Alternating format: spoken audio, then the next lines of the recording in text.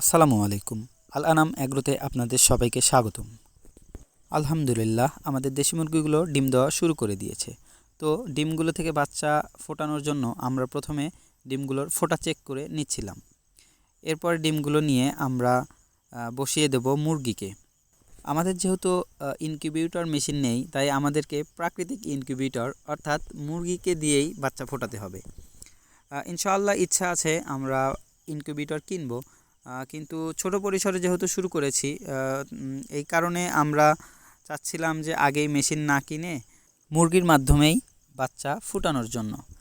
অনেকেই হয়তো বলতে পারেন এখানে এভাবে কেন দিচ্ছি। আসলে মুরগিটা ওখানে ডিম পেড়ে পেড়ে অভ্যস্ত হয়ে গেছে, তো যার কারণে অন্য জায়গায় দিলে ও বসবে না। তো আমরা প্রথমে ওকে ওখানে ডিমে বসিয়ে অভ্যস্ত করে তারপরে ডিমটা অন্য জায়গায় ট্রান্সফার করে দেব। এই যে দেখতে পাচ্ছেন, এটা আমাদের আরেকটা মুরগি, ও বাচ্চা নিয়ে ঘুরছিল।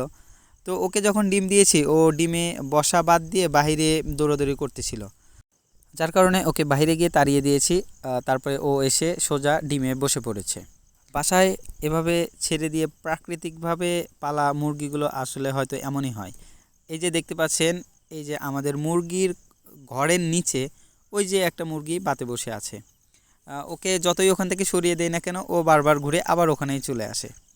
তো মুরগিকে যখন বাতে বসিয়ে দিচ্ছিলাম, অর্থাৎ ডিমে বসিয়ে দিচ্ছিলাম, ঠিক তখন আমাদের গারলগুলো এসে মুরগিকে জ্বালানো শুরু করে, আর মুরগি ভয় পেয়ে আবার উঠে চলে যায়।